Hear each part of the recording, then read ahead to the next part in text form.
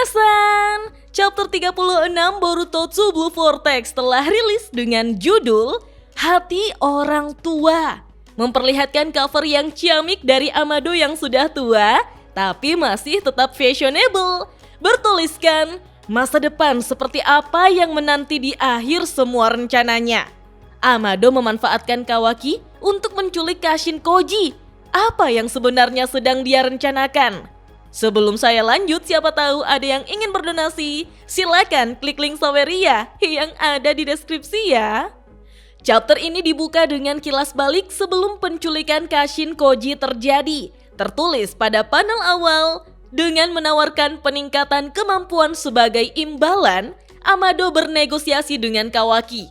Apa tujuan sebenarnya di balik penculikan Koji? Terlihat Kawaki memperjelas permintaan Amado yang ingin dirinya menculik Kashin Koji, dan Amado membenarkannya.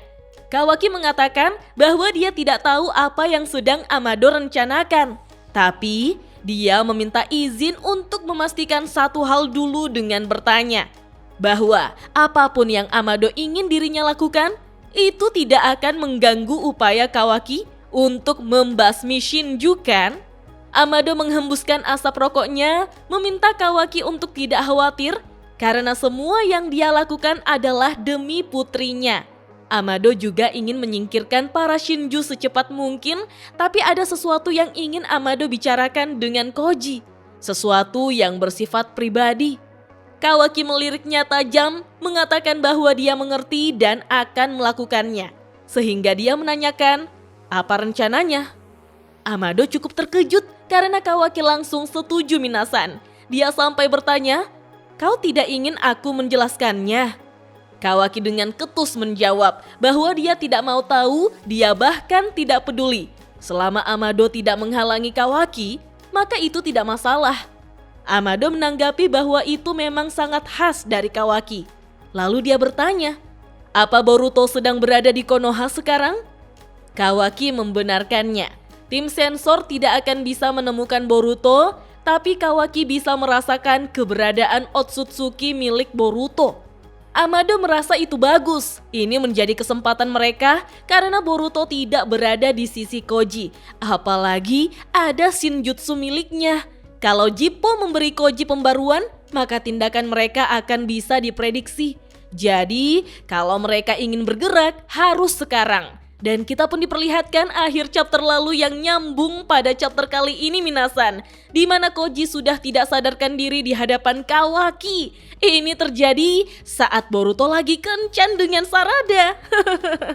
Beralih di kantor Hokage, tepatnya saat Kobu ditemani oleh Sai menceritakan semuanya pada Koharu dan Homura mengenai Mamushi, bahwa saat dia tersadar, entah bagaimana Kobu sudah berada di atap kantor Hokage. Padahal sebelumnya dia sedang berada di ruang interogasi untuk menginterogasi Hokage. Kobu sama sekali tidak ingat keluar dari ruangan itu, apalagi berdiri dari kursinya. Dan itu belum semuanya. Yang lebih buruk lagi, Kobu benar-benar dikelilingi oleh gerombolan Shinju. Keadaannya benar-benar kacau, rasanya seperti menatap maut secara langsung. Lalu, dia muncul, si pengkhianat pembunuh Hokage, Boruto. Sai menambahkan bahwa semuanya terjadi begitu cepat.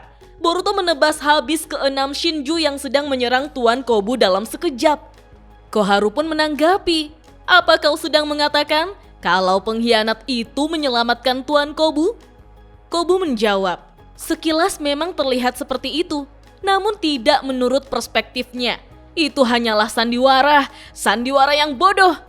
Dengan wajah menyebalkan Kobu berkata, Boruto yang kebetulan lewat lalu memutuskan menyelamatkanku. Mana mungkin dia melakukan hal seperti itu? Jangan salah paham, semuanya hanya tipu muslihat. Kita semua telah dipermainkan. Sai lalu mengingat ketika kata Kashin Koji menjadi penghubung teknik Shintenshin sehingga Inojin langsung mengambil alih tubuh Kobu. Toh, di awal Inojin merasuki Kobu, dia bahkan bereaksi memanggil Sai sebagai ayahnya. Tapi Sai memilih tidak mengungkitnya dan justru memainkan peran karena berpihak pada Shikamaru dengan bertanya, Apa maksudmu saat mengatakan kita dipermainkan? Kobu bereaksi sinis. Apa kau tidak mengerti Yamanaka-sai? Ini ulah Nara Shikamaru dan Boruto.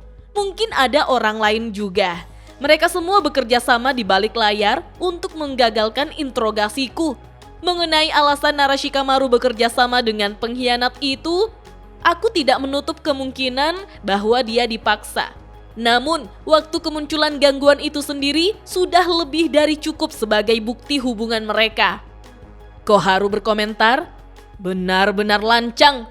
Kalau memang begitu, hipotesis kita bahwa Boruto berhubungan dengan Shinju tiba-tiba menjadi jauh lebih masuk akal.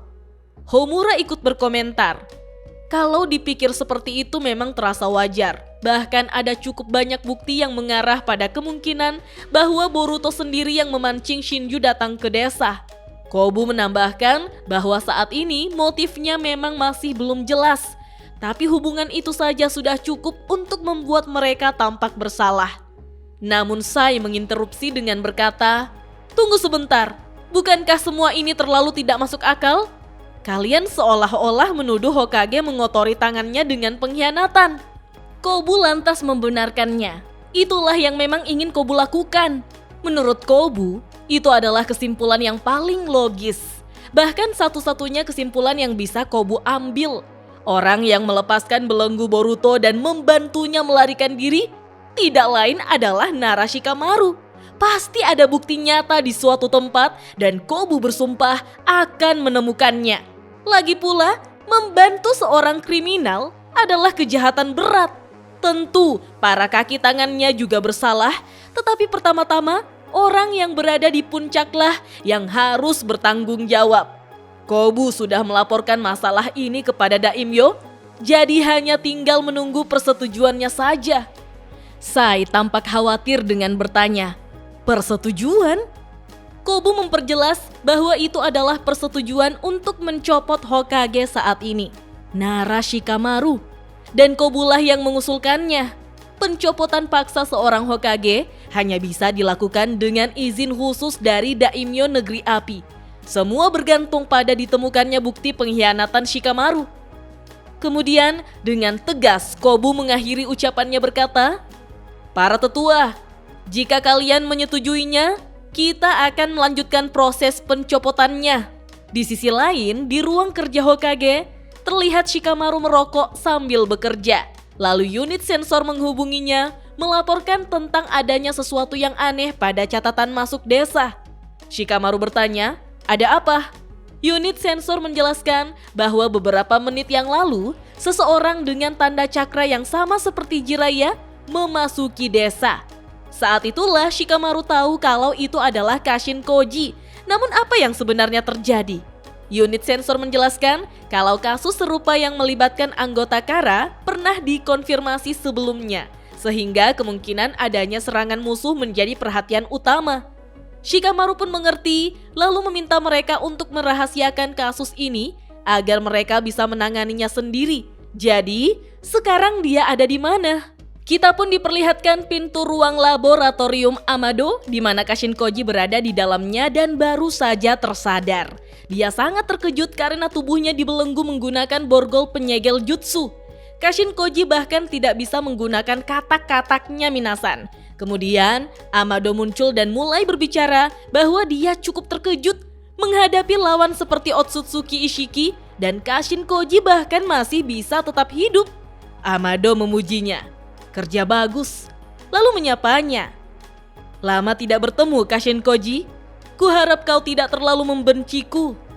Kashin Koji menjawab, mengenai misi itu, sejak awal aku sudah siap menerima nasibku dan memahami peranku. Tidak masuk akal jika aku membencimu. Amado menjawab, bagus kalau begitu. Amado terkejut karena Kashin Koji masih hidup, tapi Amado juga sangat tertarik dengan shinjutsu milik Kashin Koji, yaitu Jippo. Kekuatan untuk melihat semua kemungkinan masa depan melalui pembaruan yang muncul secara tidak teratur dan memaksa Koji untuk melihat penglihatan baru tentang masa depan. Begitulah pemahaman Amado. Kemudian Amado bertanya, kau bilang pembaruan terakhirmu terjadi 4 hari yang lalu bukan? Itu sebelum pertarungan melawan Mamushi. Aku baru mengetahui keberadaan Jippo untuk pertama kalinya selama pertarungan itu. Dan dari situlah aku menyusun rencana ini. Dengan kata lain, ini adalah masa depan yang baru terbentuk. Sebelum 4 hari yang lalu, semua perkembangan ini sama sekali belum diketahui. Tampaknya inilah kelemahan terbesar dari Jippo atau bisa disebut sebagai titik buta dari ramalanmu. Jangan terlalu percaya diri hanya karena mengira semuanya sudah selesai dan berjalan sesuai rencana, Kashin Koji. Kau terlalu optimis. Kashin Koji mendebat. Berani sekali kau, Amado. Apa sebenarnya tujuanmu? Sembari terus menghisap rokoknya, Amado menjawab santai. Nanti kau akan mengetahuinya melalui arsip milik Eida. Jadi akan kukatakan sekarang, aku sedikit mengutak-atik gelombang otakmu. Tentu saja Kashin Koji terkejut mendengarnya, Minasan. Amado berkata, jangan langsung membenciku. Maaf karena aku memperlakukanmu agak kasar. Tapi dengarkan, aku bukan musuhmu. Satu-satunya alasan mengapa kau dibelenggu adalah demi keselamatanku. Aku hanya ingin bisa berbicara santai denganmu. Kashin Koji melirik kesal dan berkata, bisa tidaknya kau berbicara santai bergantung pada isi percakapan kita. Apa sebenarnya yang telah kau lakukan? Amado menjelaskan bahwa informasi yang dibawa Jippo tidak diragukan lagi akan sangat menguntungkan bagi mereka. Tapi seperti yang Amado buktikan kali ini, kelemahan Koji akan terus menjadi ancaman. Masalahnya adalah jeda waktu antara satu pembaruan dengan pembaruan berikutnya. Kalau Amado bisa mempersingkat jeda itu walaupun sedikit saja, maka Koji akan memperoleh informasi yang lebih akurat mengenai masa depan terbaru dengan lebih cepat dan bisa menghindari bahaya. Setidaknya itulah yang Amado pikirkan. Bagaimanapun juga, Amado lah yang menciptakan Kashin Koji. Anggap saja ini sebagai kemurahan hati Amado sebagai orang tua. Dan itu cukup masuk akal. Kashin Koji pun memastikan apakah dia bisa mempercepat jeda waktu antara pembaruan. Amado menjawab, mungkin. Itu dilakukan melalui prosedur berbasis gelombang ultrasonik. Tapi Amado menenangkan Kashin Koji dengan menjelaskan bahwa tidak ada luka luar dari proses itu. Dengan kata lain, otak Koji hanya menjadi lebih aktif daripada sebelumnya. Ini sebenarnya hanya untuk berjaga-jaga, tapi dengan cara Amado sendiri, dia ingin melakukan apa yang dia bisa untuk membantu Koji. Kemudian Amado meminta Koji untuk melihat tabung yang ada di depannya. Amado menceritakan bahwa itu adalah klon putrinya bernama Akebi. Karma yang Amado berikan kepada Kawaki berisi ingatan dan informasi genetiknya. Jika Kawaki mengukir karmanya ke tubuh itu, maka putri Amado akan hidup kembali sepenuhnya berdasarkan data tersebut. Metodenya sama seperti reinkarnasi Otsutsuki. Nah, Minasan, di sini kita diperlihatkan adanya tanda berlian yang muncul di dahi Akebi kalau saja dia menerima karma Kawaki, yang membuat kita bertanya-tanya, apakah itu Byakugo yang sama pada Tsunade dan Sakura? Kemudian Amado bertanya dengan tegas, katakan padaku Koji, pernahkah kau melihat masa depan di mana Kawaki mengukir data itu ke klon Akebi? Wah, pertanyaan inilah yang membuat Amado sampai bertindak sejauh ini ya, Minasan. Dia benar-benar mau tahu masa depan di mana anaknya bisa hidup kembali. Kashin Koji pun memutuskan untuk menjawab pertanyaan itu dengan jujur bahwa tidak pernah sekalipun. Jippo memberi Koji kemampuan untuk menyimpan seluruh perkembangan masa depan di dalam otaknya sebagai ingatan. Karena itulah Koji bisa mengatakannya dengan yakin kalau tidak pernah ada masa depan di mana hal itu terjadi. Di setiap masa depan, Jura selalu muncul dan hampir selalu membunuh Kawaki. Setelah mendengar itu, Amado terdiam sejenak dan langsung melepaskan setiap belenggu yang menahan tubuh Koji Minasan. Dia pun berterima kasih pada Koji dan mengerti. Lalu merasa bersyukur bisa mendengarnya langsung dari Koji. Obrolan mereka pun berakhir dengan Amado yang berkata, aku menantikan pembaruan berikutnya untuk melihat masa depan seperti apa yang akan diciptakan oleh kenyataan kita saat ini. Bersamaan dengan itu, ternyata Shikamaru sudah datang di laboratorium Amado Minasan. Dia segera memencet tombol password untuk membuka pintunya, namun dia lantas memaki Amado sebagai bajingan sialan. Karena ternyata Amado telah mengganti kode sandinya lagi. Di waktu yang sama, di lokasi persembunyian, ternyata Boruto sudah pulang dari kencan bersama Sarada minasan. Dia melihat Koji yang biasanya duduk di sofa, tapi kok sekarang tidak ada. Ketika Boruto mulai khawatir, tiba-tiba asap mengepul dan ternyata itu adalah Kashin Koji yang telah melakukan Kuchiyose dengan kataknya. Melihat rambut Koji yang berantakan dan raut wajahnya yang serius, Boruto bertanya, "Hei, ada apa? Apa yang terjadi?" Kashin Koji hanya menjawab, "Nanti kita bicarakan." Lalu dia segera menghubungi Inojin melalui katak yang ada di leher Inojin sehingga Inojin sampai kaget minasan. Ternyata Koji meminta Inojin untuk mengaktifkan tekniknya agar bisa berkomunikasi dengan Eida dan Shikamaru sekaligus. Ketika mendengar suara Kashin Koji yang memanggilnya, Shikamaru yang khawatir bertanya, "Sebenarnya apa yang terjadi? Apa yang sedang direncanakan Amado?" Koji menjawab bahwa sekarang dia akan menjelaskan semuanya sembari meminta Eida untuk melihat apa yang dilakukan Amado kepada dirinya sekitar 1 jam yang lalu. Mendengar itu, Eida tampak kesal, berkata, "Hei, apa susahnya sedikit saja tidak memerintahku terus? Serius deh, berhentilah menyuruh-nyuruh." Kashin Koji membujuk Eida bahwa ini penting dan hanya Eida saja yang bisa melakukannya. Namun, sebelum Koji menyelesaikan ucapannya, bola mata hitam Koji langsung naik ke atas menampilkan sklera putihnya saja. Ini mengingatkan saya dengan Game of Thrones, yaitu Bran Stark yang juga dikenal sebagai Green Seer atau gagak bermata 3 minasan. Kalau mendapatkan penglihatan, matanya juga seperti itu. Apakah Masashi Kishimoto terinspirasi darinya? Boruto yang terkejut langsung memegangi tubuh Koji, sedangkan Shikamaru memastikan keadaan Koji. Boruto menjawab, "Pembaruan Jippo sudah dimulai." Kita juga diperlihatkan Amado yang terus memandangi wajah Akebi dengan penuh harap minasan. Wah, sebagai orang tua, Amado benar-benar melakukan semua yang terbaik yang dia bisa ya. Bahkan sekalipun itu melawan kodrat dan Tuhan. Semoga saja kalau Akebi berhasil dihidupkan kembali, dia menjadi kawan ya. Nggak kebayang bagaimana jadinya kalau dia malah jadi Otsutsuki seperti Kaguya alias villain yang sudah disiapkan dari awal. Beralih ke lokasi Sarada sehabis kencan dengan Boruto, di mana dia berjalan sendirian memasuki kota dan mengetahui kalau Kode mengincarnya. Sarada mengingat setiap rincian kata yang diucapkan Boruto padanya bahwa Boruto ingin Sarada membiarkan Kode menangkapnya. Saat pertarungan melawan Mamushi, Kode diam-diam meninggalkan claw mark-nya di seluruh desa. Dia bisa muncul kapan saja dan kemungkinan besar dia akan langsung membawa Sarada ke markas mereka.